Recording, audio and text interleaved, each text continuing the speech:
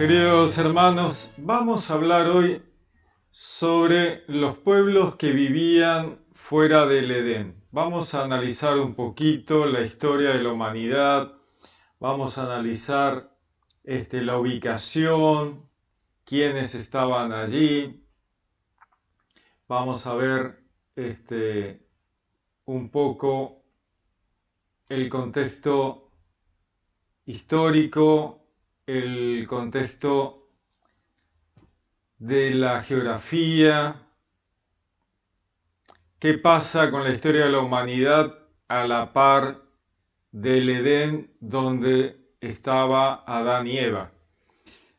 Combina la Biblia con el relato histórico, ¿no es cierto? Porque el tema va por ahí.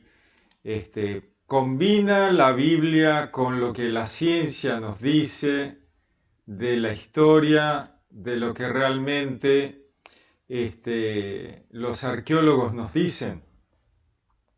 Bueno, la verdad que sí, por más que uno lo mire raro, la Biblia combina, pero hay que leerla realmente lo que dice, porque a veces partimos de la lectura bíblica con muchos prejuicios, ¿no? Esa mala interpretación de creer que Adán y Eva son los primeros de la humanidad, hoy ya no corre. La verdad que con tanta información de la ciencia, hoy no tiene mucho sentido ir por ese lado, ¿no? La verdad que ya no da. Eso se podría haber pensado hace, no sé, 500, 1000 años, pero hoy ya es imposible, no hay forma. Aparte, los mismos arqueólogos bíblicos han hecho muchos avances, muchos descubrimientos, así que primero vamos a leer lo que decía, lo que dice el texto bíblico, ¿no? Estamos en Génesis 2. Recordemos que la Biblia tiene dos relatos creacionistas, ¿no? Tiene el relato de los 7 días y tiene el relato del Edén. Son dos relatos distintos que nos cuentan historias distintas de dos momentos absolutamente distintos de la historia de la humanidad. El primer relato de los 7 días es un relato que tiene que ver con la creación principal, planeta, todo lo que es evolución animal y evolución de las plantas, la consolidación de todo el planeta, todo lo que significa la vida, y llega el relato de los 7 días hasta que aparece el humano sobre el planeta, ¿no? Lo último en ver es que en el 6.º día aparece la humanidad, Dios le da la imagen y semejanza y los pone al cuidado para que cuiden la creación, ¿no es cierto? Ese es un relato de la tradición eloísta, se refiere a Dios como Elohim, y luego viene un segundo relato, que es el relato del Edén, un relato totalmente distinto del anterior, con una línea de tiempo distinta, donde el hombre aparece al principio en vez de al final. Fíjense que en el de los 7 días el hombre aparece en el 6.º día, al final de todo, que coincide perfectamente con lo que la ciencia nos dice. La ciencia dice, primero todo el planeta tuvo que estar funcionando perfectamente bien, ya habían vivido animales, los dinosaurios, todo eso, habían pasado millones de años, y al final de todo el proceso aparece la humanidad. La humanidad es muy reciente, es de los últimos millones de años, podríamos llamarle el 6.º día. Luego, como decíamos, viene el relato del Edén. Ya estamos en una situación completamente distinta, la humanidad ya lleva mucho tiempo viviendo, millones de años, viviendo sobre el planeta, la humanidad ha cometido un montón de errores que motivan a que Dios intervenga en la historia humana para corregir esos errores. ¿Cuáles son esos errores? Bueno, lo vamos a ver a través de la Biblia, que esos errores que la humanidad está cometiendo son el politeísmo, la idolatría, los sacrificios humanos, los sacrificios animales. Todo ello está mal asesorado por el Satán. ¿De dónde surge eso? Justamente del Edén. En el Edén surge que el culpable de todo ese error humano tiene que ver con el Satán, representado en la serpiente, ese animal rastrero que muerde a traición, ¿no es cierto?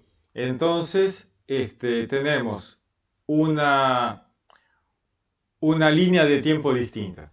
En el Edén la línea es completamente distinta. Dios arranca haciendo al hombre. Vamos a leer un poquito el relato del Edén para tener una base. Inicia Génesis 2. Dice, concluyéronse pues los cielos y la tierra y todo su aparato, y dio por concluida Dios en el séptimo día la labor que había hecho. Y cesó en el séptimo día de toda la labor que hiciera. Y bendijo Dios el día séptimo y lo santificó, porque en él cesó Dios de toda la obra creadora que Dios había hecho. Estos fueron los orígenes de los cielos y la tierra, cuando fueron creados. Y ahí termina el relato de los 7 días. Terminó. Ahora arrancamos con el siguiente. El día en que hizo Yahvé los cielos y la tierra, pertenece al relato anterior. Fíjense que el relato anterior de los 7 días inicia con en el principio Dios creó los cielos y la tierra, y termina el día en que hizo Yahvé Dios la tierra y los cielos. Terminó, ahí está. Ahora arranca el segundo relato del Edén. No había aún en la tierra arbusto alguno del campo, y ninguna hierba del campo había germinado todavía, pues Yahvé Dios no había hecho llover sobre la tierra, ni había hombre que labrara el suelo. No había hombre que labrara el suelo. Fíjese que Dios está tomando un lugar en particular de la tierra donde no había llovido, donde no había hierba, un lugar medio desértico, y en ese lugar prepara el ambiente del Edén. Dice, ni había hombre que labrara el suelo. Este es un dato muy importante que nos da el escritor sagrado y que no es para pasarlo por alto, porque por lo general uno viene, lo pasas por arriba y seguimos. Pero no es así. Hay que tener cuidado porque aquí en este tema de labrar el suelo, preparar la tierra, hay un punto muy importante que nos sitúa temporalmente al Edén.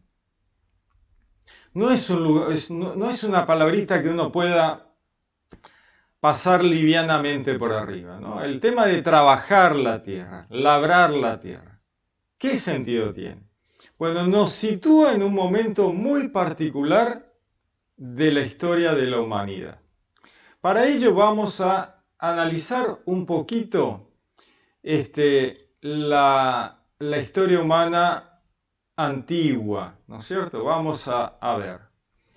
Vamos primero al paleolítico, lo que se llama paleo antiguo lítico de piedra. Piedra antigua. Eso significa la era del paleolítico, que para la ciencia el paleolítico comprende entre los 2,5 millones más o menos hacia el pasado, hasta hace unos 12.000 años en la antigüedad.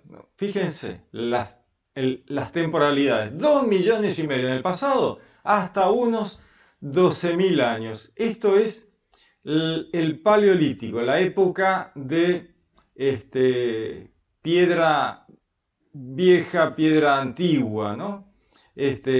¿Por qué se llama así? Porque en toda esa franja de tiempo se encuentran utensilios, herramientas hechas con piedra que han servido a los arqueólogos para caracterizar al uso, ¿no?, de la humanidad de las herramientas, lo cual nos da una idea, porque primero se usaron herramientas de piedra, que era lo que más tenían a mano, y ya en época moderna se usaron herramientas metálicas. Ya es todo un trabajo distinto, se necesita tecnología distinta, ¿no es cierto?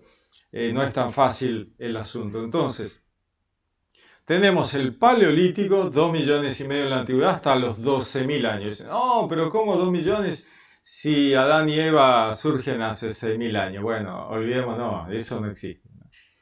Si vamos a hacer un estudio serio, no podemos ser creacionistas de 6.000 años. Eso no hay ninguna posibilidad. Olvídense de ello, no existe tal cosa, ¿no? Así que si vamos a hacer un estudio serio, historia seria, no, 6.000 años no. Tenemos 2 millones y medio hasta hace unos 12.000 años. Paleolítico, ¿eh? Vamos a ver un poquito el tipo de herramienta que se usaba en el Paleolítico. Herramientas muy básicas de piedra, muy rústicas, muy sencillas, ¿no es cierto? Esto es el Paleolítico. Luego tendremos el Neolítico, ya han trabajado un poquito más, ya las tienen un poquito más claras, ya tienen unas construcciones mucho más organizadas. Miren qué lindo, esto es una reproducción de la zona de Turquía del Neolítico, que viene luego del Paleolítico. Paleolítico, piedra vieja, Paleolítico. Neolítico, nueva piedra, que va de entre los 12.000 años, luego del, más o menos, ¿cierto?, del Paleolítico hasta que empieza la época de los metales, entre los 12.000 años y los 8.000 años. Esta ya es una casa del Neolítico, está como para pasar las vacaciones ahí, está muy buena. Ya tenemos vasijas, ¿no es cierto? Ya tenemos vasijas de barro, ¿no? Ya tenemos toda una preparación, una cosa mucho más moderna, con más trabajo, ya es otra cosa, esto ya es otra cosa. Pero ¿cómo se logra esto? Bueno, tenés que estar quieto, ya no andás dando vueltas por ahí, ya tenés tu casa. Fíjense que veíamos, ¿no es cierto?, este tema de que tenían una casa hecha de adobe, con techo, donde guardar las cosas, o sea, dejaron de ser nómades. En el Paleolítico, la humanidad era nómade, andaba dando vuelta por todos lados. En el Neolítico ya hacen casas, tienen vasijas de barro, hornito, como vemos acá, cocinan las cosas en su casa, se protegen del invierno, se protegen del verano, pero para eso tienen que quedarse quietos. Se quedan quietos porque empiezan a labrar la tierra. Y ahí viene la parte del Edén de labrar la tierra. Por eso le digo que es tan importante leer correctamente el texto del Edén. ¿Por qué? Porque acá estamos en el Neolítico, que ya empiezan a quedarse quietos. Hacen casitas de barro, techo de paja, ¿no es cierto? Guardan sus cosas, cocinan en la casa, se cubren del invierno, del verano. Esto es una representación en Turquía, ¿no?, para que la gente pueda ver cómo era el asunto. Entonces, empieza la agricultura. Y ahí es clave. ¿Por qué? Porque al labrar la tierra se asientan, se quedan quietos, tienen que esperar a que las plantas crezcan para poder cosecharlas. Tienen que esperar a que la planta dé sus frutos. Entonces, inevitablemente se quedan quietos. Empiezan a medir el tiempo, las estaciones, las fases lunares, fundamental para poder saber cuándo cosechar, ¿no? A la par de esto hay un tema religioso, hay un tema de pensar que los dioses ayudan en las cosechas, la fertilidad, todo ello mal asesorado por el Satán. Y entonces creen que la luna es un sol, el dios sol, la diosa luna, las estrellas son dioses, los planetas, bueno, todo mal. Las tormentas, dioses por todos lados. Es lo que empieza a producir un error en la religión, en creer que hay que pagarle a los dioses, hacerles ofrendas, hacer sacrificios humanos y animales, un desastre. Desastre. Y terminamos con los sacrificios humanos de los primogénitos, Dios ve esta situación terrible de la humanidad y decide intervenir. Interviene en la historia de la humanidad para corregir este desastre. Aquí vemos, les voy a mostrar un mapita de el desarrollo de la agricultura. Fíjense cómo empieza en la zona de Mesopotamia y se distribuye, la humanidad va pasando de un lado para el otro, se mueve a través del mundo, llega a América, Asia, ¿no? Pero arrancamos ahí en eso que se llama la cuna de la humanidad. Ese lugarcito de la Mesopotamia es donde están las cosas más antiguas, ¿no? Ahí hay unos santuarios muy antiguos, tal vez el más antiguo de la humanidad por ahora, Göbekli Tepe, que está ahí muy cerquita de donde podría haber estado el Edén. Entonces, vamos situándonos en la historia de la humanidad. 2,5 millones, paleolítico, hasta los 12.000 años, más o menos, ¿no es cierto? No es que ahí se corta, no, más o menos. Luego viene el neolítico, nueva piedra, después viene la edad de los metales. Ya estamos en carrera, ya fabricamos espadas primero de cobre, de bronce y luego de hierro y más adelante acero. Entonces ya estamos en carrera y el Edén está situado ya en un momento por el relato de la Biblia en que la humanidad está asentada, quietita y labrando la tierra. Fundamental. Ahora vamos a ver un poquito más del texto para situar la temporalidad del relato del Edén. Vamos a seguir leyendo para poder captar un poquito mejor.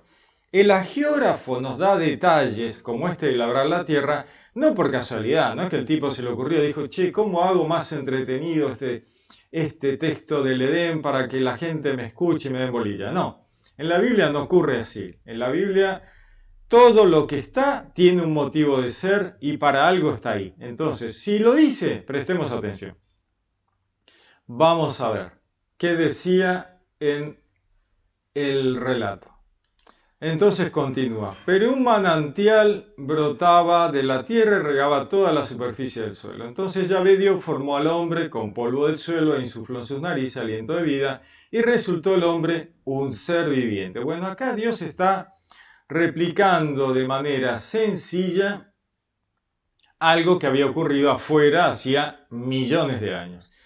El hombre, la humanidad había surgido de la evolución de las especies, les guste o no les guste. Esa es la realidad, pero no porque no exista Dios. Son dos cosas distintas. Una cosa son los mecanismos de Dios y otro es que todo haya sido por puro azar. Bueno, el azar no existe. Dios no juega a los dados, como dijo un científico muy famoso. Dios utiliza mecanismos. Dios es un Dios de mecanismos. Mecanismos para todo. El sol sale, el sol, ¿no? La Tierra gira, el universo se mueve, las estrellas tienen ritmos, lo que se llama la evolución estelar, ¿no? La fabricación de los elementos en los hornos estelares. Las mujeres necesitan 9 meses para tener los hijos, no es una cuestión mágica, no es que sale el dedo de Dios del cielo, dice, bueno, ya tenemos un hijo, no, 9 meses, un proceso, las gallinas ponen huevos, de los huevos salen los pollitos, las plantitas, la semilla va a la tierra, aparece la plantita, crece, sale la semilla, otra vez volvemos. Todo tiene mecanismos. El agua se evapora, se forma la nube, cae la lluvia, mecanismos. Bueno, la evolución de las especies es un mecanismo más. Dios crea, la ciencia nos explica de qué se trata y vemos los mecanismos de Dios para entender. Las leyes de la física, todas esas leyes son creadas por Dios y luego la ciencia las explica. La ciencia no crea las leyes, Dios crea las leyes, la ciencia las explica. Dios crea, la ciencia explica. Genial. Perfecto. Entonces, durante millones de años de evolución, el hombre llega a estar en esas condiciones muy particulares que Dios dice, che, mirá qué lindo esto, mirá qué bien que viene la humanidad, vamos a darle imagen y semejanza a estos bichitos, que están buenísimos y que yo les veo uñas de guitarrero para que hagan cosas muy buenas con la creación. Así que dice, hagamos al hombre a imagen como semejanza nuestra. Y le da a la humanidad la imagen y semejanza, lo cual motiva al Satán a enojarse y oponerse porque él no quiere compartir con la humanidad algo que es del reino celestial, de los ángeles. Y de ahí viene la oposición. Entonces, volvemos al Edén. Entonces dice, Yahvé Dios formó al hombre con polvo del suelo, exactamente, material inerte, ¿no? Ese material inerte del suelo que gracias al Espíritu Santo, el Espíritu de Dios, une al alma con ese polvo inerte, el alma que ya existe, porque las almas son creadas antes de la encarnación terrenal.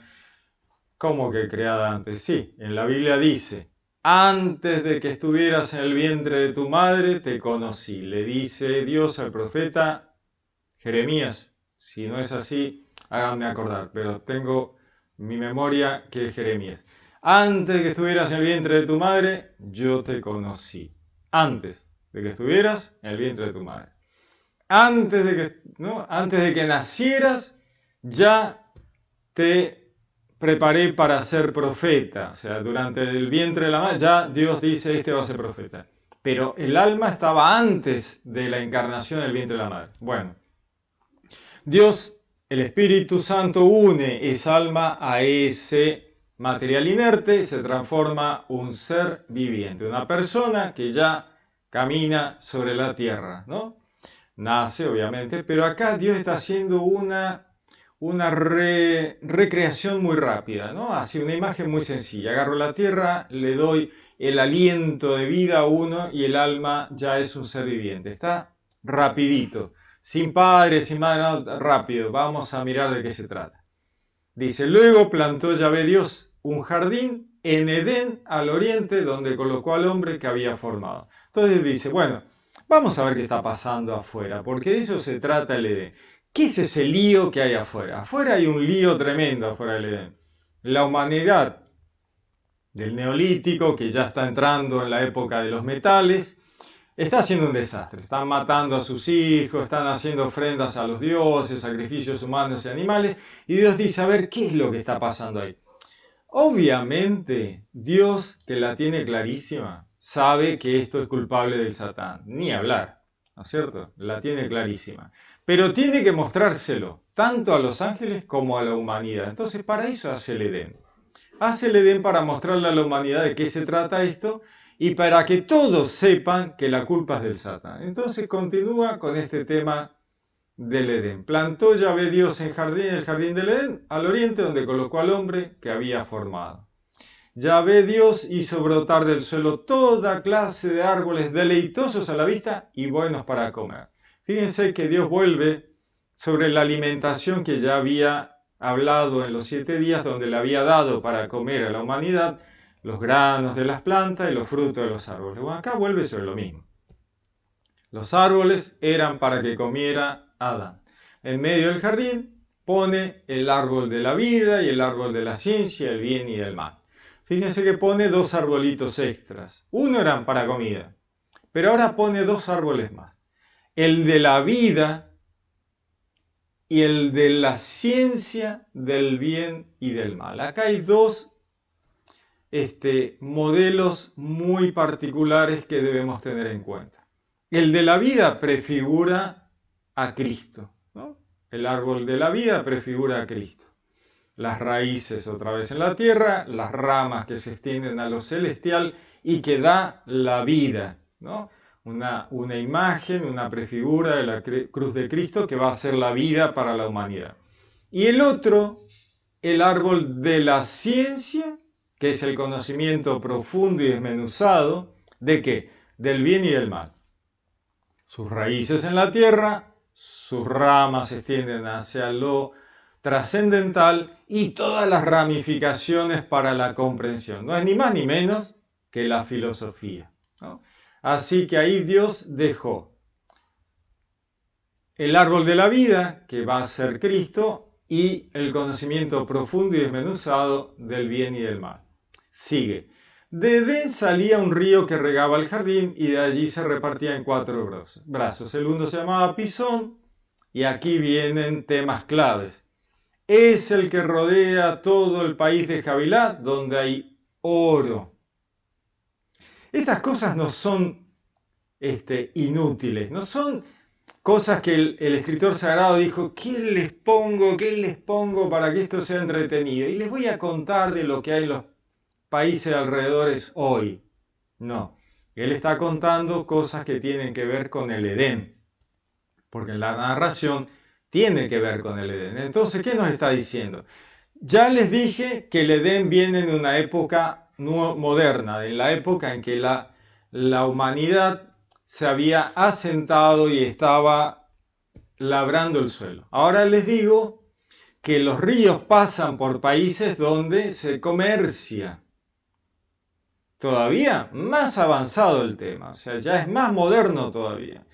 Se hace un comercio. ¿Por qué digo que hay un comercio? Bueno, porque se habla de metales preciosos. Ya no es un metal que nos sirve para labrar el suelo. El oro no sirve para nada más que para hacer un comercio y ostentación, ¿no? Riqueza, el oro. El oro de aquel país es fino, o sea que para que el oro de aquel país sea fino hay que compararlo con el oro de otros lugares que no eran finos.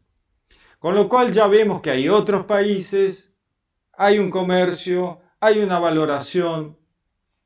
Dice, allí se encuentra el bedelio y el ónice, más todavía, piedras preciosas. El segundo río se llama Gijón, el que rodea el país de Cus, más gente.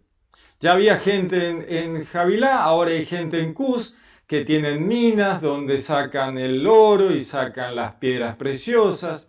Dice, el tercer río se llama Tigris, el que corre al oriente de Asur, otro país más gente. Y el cuarto río es el Éufrates. Los ríos tienen nombres conocidos, los países tienen nombres, si son países porque vive gente, hay un comercio. Todos estos puntos son claves en la historia del Edén para ubicar el Edén en un momento histórico, no es casualidad. Y luego continúa, tomó pues Yahvé Dios al hombre del jardín del Edén para que lo labrase y cuidase, ¿no?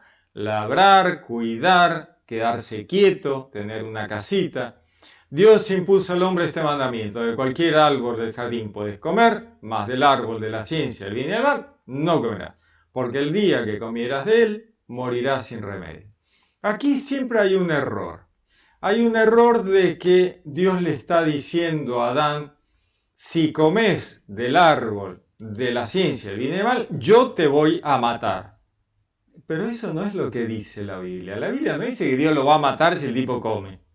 No, son cosas distintas. Le está diciendo, mira, no comas del árbol, porque si comes de él vas a morir sin remedio. No voy a poder hacer nada yo al respecto. Eso está diciendo Dios. No le está diciendo te voy a matar, sino le está diciendo, mira, si comes de ese árbol, corres el riesgo de morir. Así que yo te digo, no comas. Hay una advertencia, un mandamiento y una advertencia. Dios no le está diciendo simplemente, no comas porque a mí se me ocurrió, porque yo hoy me levanté así, cruzado, y no quiero que comas del árbol. No, le está diciendo, mira, no comas y yo te digo por qué. Porque si comes de él, corres el riesgo de morir. Morirás sin remedio. Entonces, hay un motivo para que Dios le diga a Adán que no coma. ¿Y cuál es el motivo? Hoy tenemos el diario del lunes y ya leímos toda la Biblia de punta a punta y entendemos de qué se trata. Dios le está diciendo, mira, el pecado de la humanidad, lo que llamamos el pecado original, no es esta desobediencia de Adán, no, es el pecado de la gente que está fuera del Edén haciendo todo tipo de macanas, que está haciendo sacrificios humanos, sacrificios animales, politeísmo, idolatría, desastre. Ese es el pecado. Por eso Dios interviene en la historia de la humanidad para corregir eso. ¿Y qué ocurre? Mientras la humanidad no sepa lo que está haciendo, no es punible de una condena. Ahora, si la humanidad sabe lo que está haciendo, entonces es punible de una condena. Si no sabes lo que haces, ¿quién te puede culpar? Pero si sabes lo que haces, entonces sí te podemos culpar, condenar y mandarte preso. Entonces, al comer, al internalizar el fruto, el producto de el conocimiento profundo del bien y el mal, la ciencia, en esta imagen tan sencilla de comer el fruto, no una manzana. La manzana no existe. Es el producto, el fruto, el producto de el conocimiento profundo del bien y del mal, la filosofía, y entonces sabes lo que estás haciendo. Si sabes lo que estás haciendo, corres el riesgo de la muerte segunda. La muerte del cuerpo, no, eso es inevitable. La muerte segunda es el tema. La muerte del alma, cuando el Satán corre a Dios y te acusa. Dice, mató al pibe a un Dios falso. Matémoslo, que su alma muera en la muerte segunda. Entonces, eso es lo que Dios le está advirtiendo a Adán. Le está diciendo, ojo, porque en el momento que vos sepas lo que tenés que, el bien y el mal, lo que se hace y lo que no se hace, ahora yo voy a tener que escuchar al Satán cuando te acuse. Ese es el punto clave, ¿no? Entonces, ¿qué ocurre? Bueno, lo demás ya lo conocemos bien, pero vamos a darle una miradita rápida, ¿no?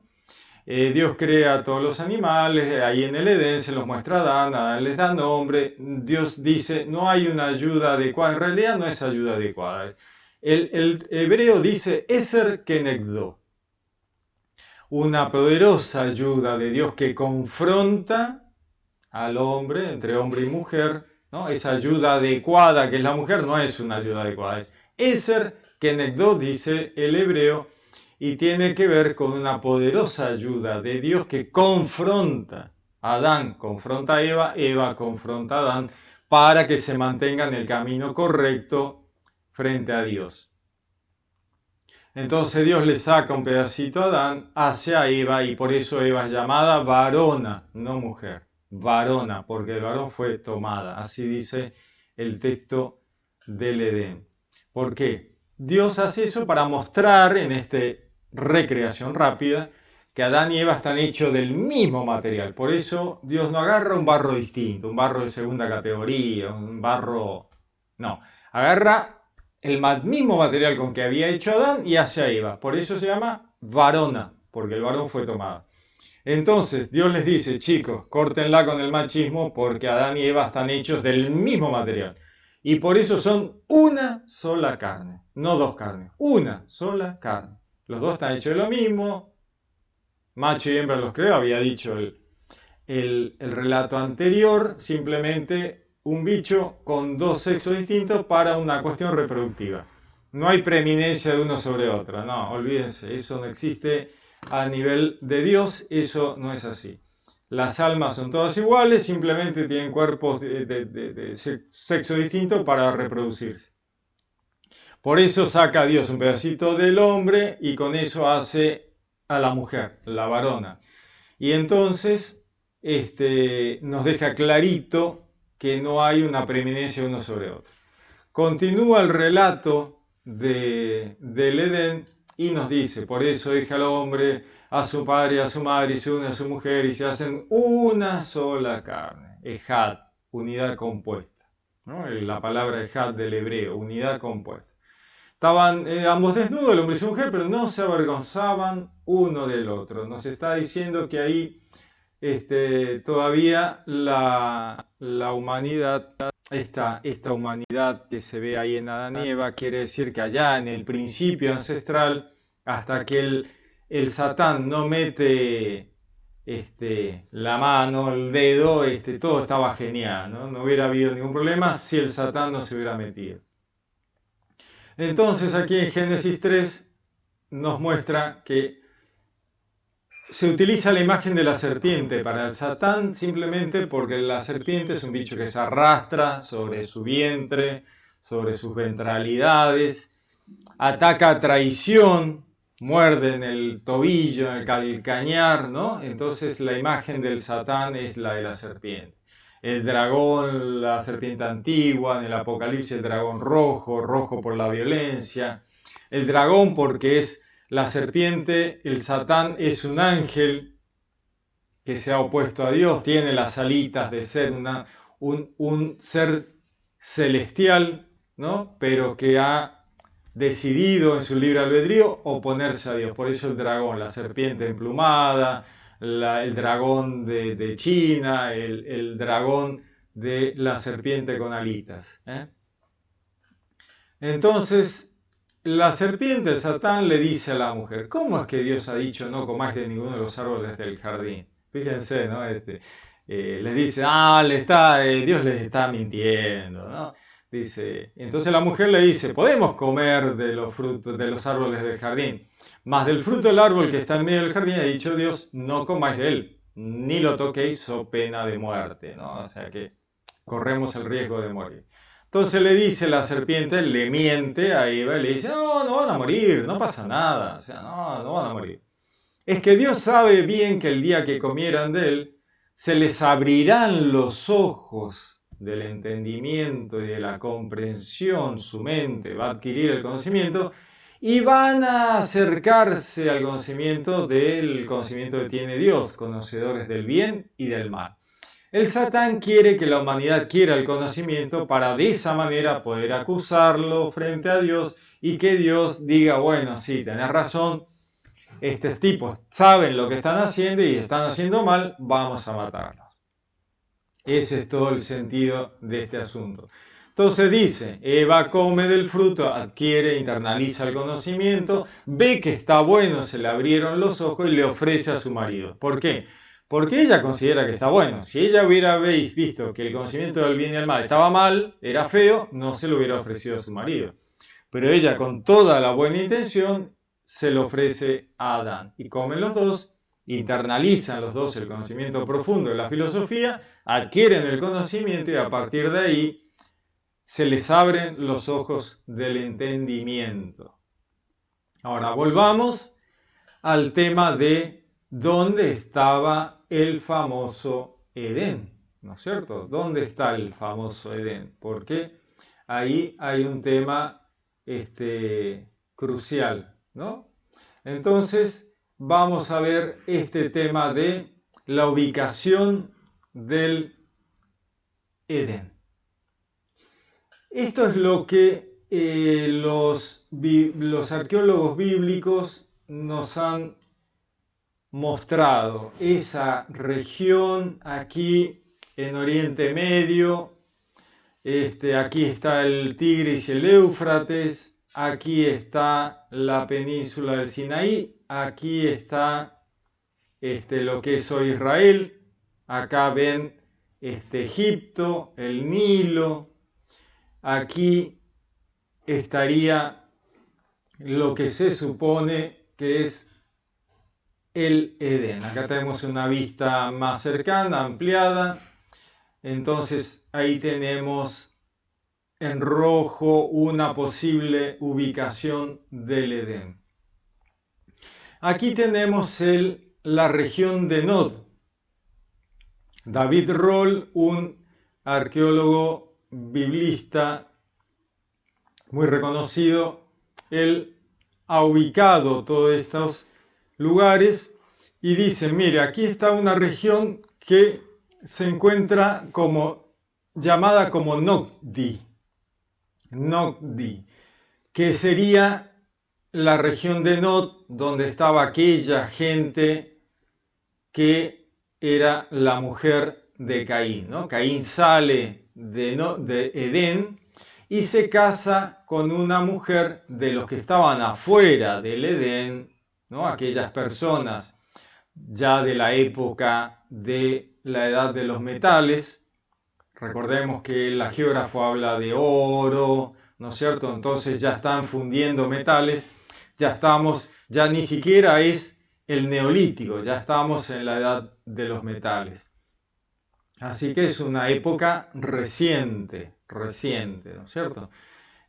Ahí está Nod, que es el país de Nod, donde vivía aquella gente con la que se casa Caín.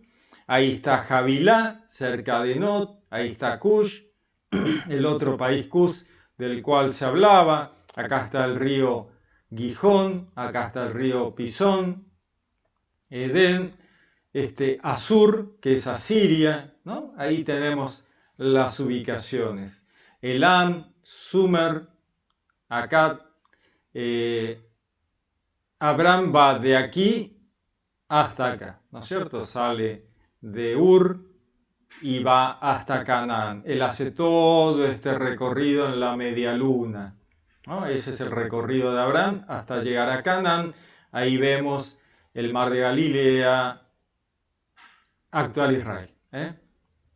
Entonces acá tenemos Edén, acá tenemos los países que están fuera del Edén, que son todas aquellas personas que vivían y generadas en la primera creación que llevó millones de años. Toda esa gente y que motiva el hecho de que Dios se ocupe de meterse en la historia de la salvación para corregir el error de esa humanidad que vivía ahí afuera y hacían toda la macana de los sacrificios humanos, sacrificios animales, y que Dios dice vamos a parar con ese asunto y por eso crea al pueblo hebreo.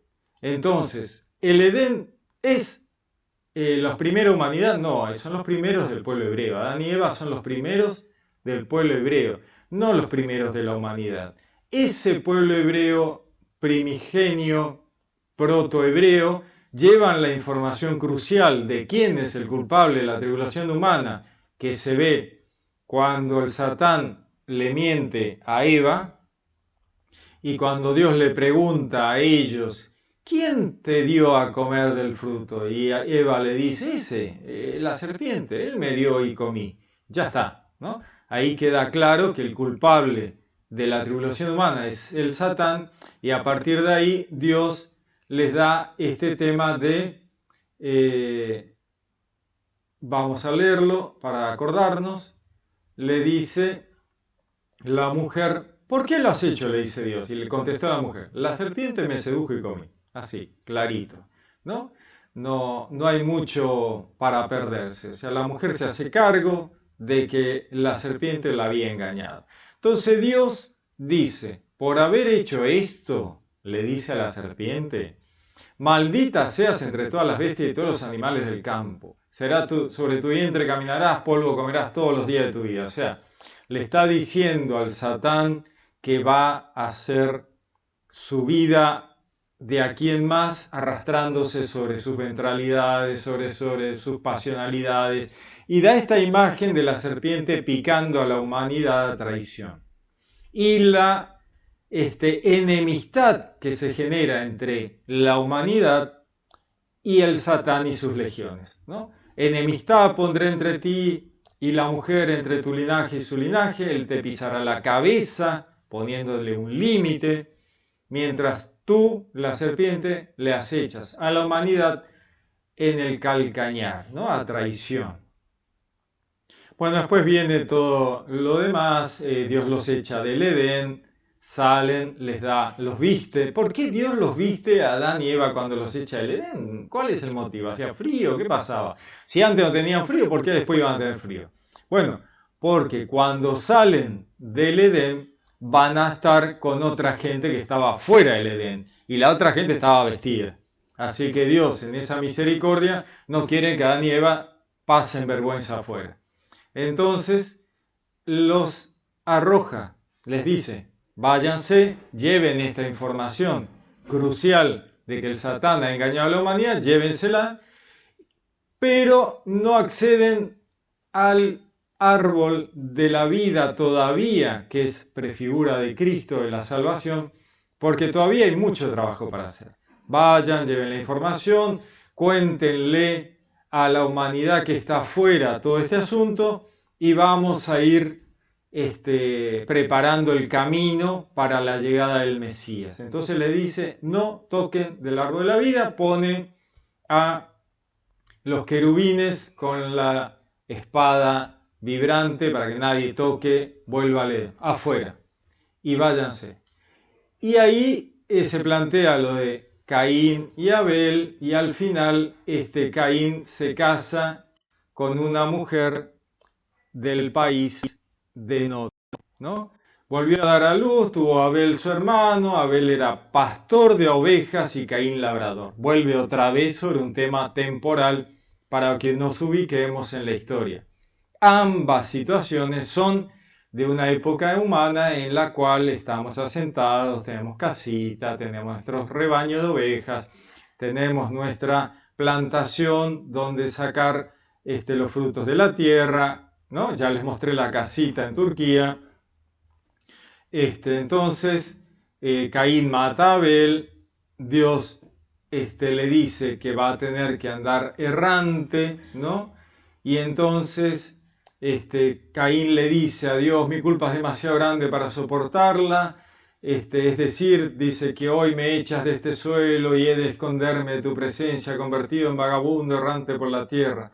Cualquiera que me encuentre me matará. ¿Quién? Los que viven afuera del Edén. Cualquiera que me encuentre me matará. Y Dios dice, no te preocupes, Caín, yo te voy a proteger. Te voy a poner una señal de Caín, ¿no? La señal que se supone que es la tau, prefigura de la cruz de Cristo. Dice, el que te toque lo va a pagar 7 veces. ¿Quién te va a tocar, Caín, si no vive nadie afuera? Sí, vive un montón de gente allá afuera. Y ahí dice, Caín salió de la presencia de Yahvé y se estableció en el país de Nod. O sea que para establecerse Caín en el país de Nod era porque el país de Nod ya estaba. Si me mudo a otro barrio, ese barrio ya existía. El país de Nod, ¿no? Sale Caín de la presencia de Yahvé y se establece en el país de Nod. Y en el país de Nod conoce a su mujer. Conoció Caín a su mujer, la cual concibió y dio a luz a Enoc. Estaba construyendo una ciudad y la llamó Enoc, ¿no? Volvemos a lo que ya habíamos visto antes, ¿no? Ahí estamos. Nod, Edén y todos los países, los ríos, y esa cantidad de gente que comerciaba, se movía, andaba dando vuelta por ahí, que ya estaba para cuando Caín salió del Edén. Vamos a leer un poquito, les voy a leer unas notas de las investigaciones arqueológicas que se han hecho sobre todo esa zona, ¿no? Sobre toda esa zona en la búsqueda del Edén. Vamos a ver qué nos dicen estas investigaciones. Dice, les leo, el lugar particular que la tradición ha fijado como el sitio del jardín del Edén es un grupo de montículos unas 12 millas al sur de Ur, conocida como Eridu Abu Sharem, era el hogar de Adapa en la mitología del Adán babilónico. El prisma de Well dice que los 2 primeros reyes de la historia reinaron en Eridu como referencias históricas de las mitologías antiguas. Las antiguas inscripciones babilónicas dicen, cerca de Eridu había un jardín en el que había un misterioso árbol sagrado, un árbol de la vida plantado por los dioses, cuyas raíces eran profundas, mientras que sus ramas llegaban al cielo, protegido por espíritus guardianes y ningún hombre entraba, ¿no? Eso es lo que nos relatan las mitologías antiguas. Dice, las ruinas de Eridu fueron excavadas por Hall y Thompson del Museo Británico en 1918-1919 y encontraron indicios de que había sido una ciudad próspera venerada como el hogar original del hombre, ¿no? Había restos arqueológicos. Las excavaciones han revelado que la región alrededor de Eridu estuvo densamente poblada en las edades más antiguas conocidas de la historia y por siglos fue el centro dominante del mundo. Una región donde se han encontrado muchas de las inscripciones más antiguas y valiosas. Ur, hogar de Abraham, estaba 12 millas, unos 19 kilómetros de Eridú. Fara, el hogar tradicional de Noé, estaba a 70 millas, 112 kilómetros de allí. Obeid al-Ubaid, donde se encontró el documento histórico más antiguo, estaba a unas 60 millas, 96 kilómetros de Eridú. Lagash, donde se encontraron inmensas bibliotecas primitivas, estaba a solo 60 millas, 96 kilómetros de Eridú. Nippur, centro de la biblioteca, estaba a 100 millas, 160 kilómetros de Eridú. Erech, la ciudad de Nimrod, estaba a 50 millas, 80 kilómetros de Eridú. Larsa, donde se encontró el famoso prisma de Well, estaba a 40 millas, 64 kilómetros de Eridú. Babilonia, 150 millas, 240 kilómetros de Eridú. Las primeras inscripciones babilónicas abundan en referencias a un árbol de la vida, del cual el hombre fue expulsado por la influencia de un espíritu maligno demoníaco, la famosa serpiente, personificada en la serpiente del relato bíblico, y al cual los querubines guardianes le impidieron regresar a Adán y Eva cuando Dios los expulsa. Entre la información de las tablillas que se han encontrado hay una historia de Adapa, Adán, ¿no?, babilónico. Un paralelismo ahí muy interesante. Adapa, la simiente de la humanidad, el hombre sabio de Eridú, dice que refiere la mitología antigua que no tenía culpa. Fíjense, ¿no?, qué interesante. Luego ofendió a Dios. Para los babilónicos, los dioses, a través del conocimiento. Vieron que Adán y Eva adquieren el conocimiento, la filosofía. Y de esa manera corre el riesgo de perder su vida, ¿no?, la muerte segunda de la cual hablamos. Muy bien, interesante, ¿no?, cómo hay un paralelismo con las mitologías antiguas. David Rohl, en su libro Faraones y Reyes, él ha escrito mucho sobre este tema, nos contaba sobre estos lugares, ¿no? Decía David Rohl, ¿no sería bueno encontrar la ubicación del verdadero jardín del Edén? En los círculos teológicos sería un descubrimiento que podría igualar a los rollos del Mar Muerto. El arqueólogo Rohl afirma haber encontrado el sitio descrito en Génesis como Edén, en un exuberante valle debajo de un volcán extinto en el norte de Irán. El informe de Jerusalén del 1 de enero del 99 publica una historia en el artículo Paraíso Encontrado y dice: 10 millas, unos 16 kilómetros de la ciudad industrial iraní, en expansión de Tabriz al noreste de Teherán, dice David Rohl, el arqueólogo británico, ha encontrado el sitio del jardín bíblico. A medida que desciendes, dice él, por un sendero estrecho de montaña, ves un hermoso valle alpino, tal como lo describe la Biblia, con huertos enterrados en sus laderas, repleto de todo tipo de árboles cargados de frutas. Decía Rohl, erudito del University College de Londres.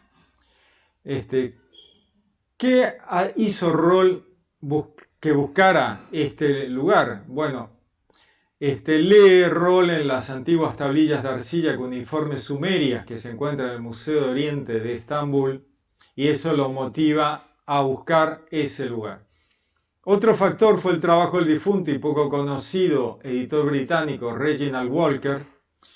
Esas tablillas antiguas describían una ruta al Edén con tablillas muy antiguas de 5.000 años de antigüedad. Rohl ha estado investigando la ubicación desde finales de la década del 80 a través de documentos académicos. O sea, por eso Rohl investiga, busca, ve este material de Reginald Walker. Y entonces, en el 97, David Rohl hace un viaje muy particular y dice: viajaron al norte hacia Kurdistán a través de lo que Rohl llama hoy el terreno sin ley por lo tremendo de las guerras, ¿no? Confiado, dice, en la suerte para evitar las diversas facciones guerrilleras activas en la región, Rohl siguió una ruta documentada en la epopeya cuneiforme sumeria Enmerkar y el señor de Arata. Sigue esta ruta, supuestamente tomada 5.000 años antes por un emisario del rey sacerdote sumerio de Uruk. El emisario había sido enviado a Arata en el valle de Edín. Fíjense qué interesante, ¿no? Edín, similar a Edén, conocida por los sumerios como una tierra de gozo y abundancia, para obtener oro y lapislázuli, para decorar un templo que Enmerkar estaba construyendo en Uruk. Ven que ya en esas tablillas antiguas se hace una referencia a los oros, el comercio, la ostentación. Dice, la epopeya cuneiforme de las tablas cuneiformes describe el viaje de 3 meses a pie del obediente emisario a través de 7 pasos a través de la montaña Sagros hasta las faldas del monte Sahán, el extremo sur del Edén de David Roll, y su exitosa adquisición de esos metales valiosos requeridos, ¿no? Volvemos a el mapa que tenemos de David Roll. Ahí vemos Sagros, y ahí vemos el Edén, vemos Asnod, ¿no es cierto? Tenemos una idea de aquello que refieren estas tablillas tan antiguas. El jardín descrito en la Biblia sitúa las cabeceras de 4 ríos: Tigris, Éufrates, Gijón y Pisón. El Tigris y el Éufrates son ríos conocidos, pero los otros 2 han sido verdaderos problemas en el pasado. Roll ha identificado como Araxes y Uisum, lo que sitúan las cabeceras de los 4 ríos en su Edén. Curiosamente, el Uisón, el equivalente de Roll a Pisón, que la Biblia identifica con el oro, se conoce localmente, fíjense qué interesante, como el río Dorado, y que serpentea entre antiguas minas de oro y vetas de lápiz lazuli. Fíjense que Roll encuentra estos libros, Araxes y Uixum, Ixum equivalente a Pisón, donde están las minas de oro y lápiz lazuli, que el hagiógrafo en el relato bíblico nos cuenta. Dice, haciendo un caso aún más fuerte, Roll dice que ha encontrado la tierra de Nod, que la Biblia describe como al oriente de Edén. Nod fue el lugar del exilio de Caín, del cual ya hablamos, y hoy es el área que se llama Nokdi. Dice, a pocos kilómetros al sur de Nod, de Roll, Nokdi, está la cabecera, un paso de montaña, se encuentra en la tranquila ciudad de Gelabat. Anteriormente se llamaba como Keruabad, que significa asentamiento del pueblo Kerú. Roll cree que podría ser una permutación con la palabra hebrea querubín, que se traduce como querubines. Esas personas eran de una tribu de temibles guerreros cuya señal era un águila o un halcón. Fíjense, ¿no? Qué interesante cómo van combinándose las cosas, ¿no? Para comprender un poquito más todas las referencias que se hacen en la Biblia sobre los querubines que Dios pone delante de la entrada al Edén para que no vuelvan a entrar, ¿no? Esta gente, los querub, que encuentra David Roll, arqueólogo bíblico. Muy interesante, porque bueno, nunca sabremos con certeza la verdad, pero los rastros son muy interesantes, muy interesantes. Entonces está clarísimo que había mucha gente afuera del Edén, que la temporalidad del Edén es moderna, digamos, ¿no? Labrar, cosechar, tener ovejitas, es gente de una época ya en la edad de los metales, ¿no? Ya es más moderno que el neolítico, ya están en una época sedentarias, pueden usar metales, oro por lo menos, o sea que ya pasaron el cobre, ya están casi seguramente en la edad del hierro ahí, cercanos, porque ya en la Biblia luego, ¿no? El pueblo hebreo va a mostrarnos que hay naciones con las que pelean que tenían la capacidad de producir hierro que ellos todavía no podían, y eso genera una diferencia en las guerras. Entonces, esta gente del Edén, en la época del Edén, tal vez no manejaban todavía el hierro, pero ya manejaban el cobre seguramente. Muy bien, lindo, ¿no? Muy interesante y mucho, mucho, mucho para pensar, ¿no? Ahí tenemos al Edén, Nod, Cus, Gijón, Pisón, Asiria, Asur. Muy, muy lindo, muy interesante, mucho para analizar y para entretenerse. Muy bien, les dejo tareas para el hogar. Les deseo que Dios los bendiga, los saludo con gran afecto, que Dios los bendiga. Les habló Pablo Castro.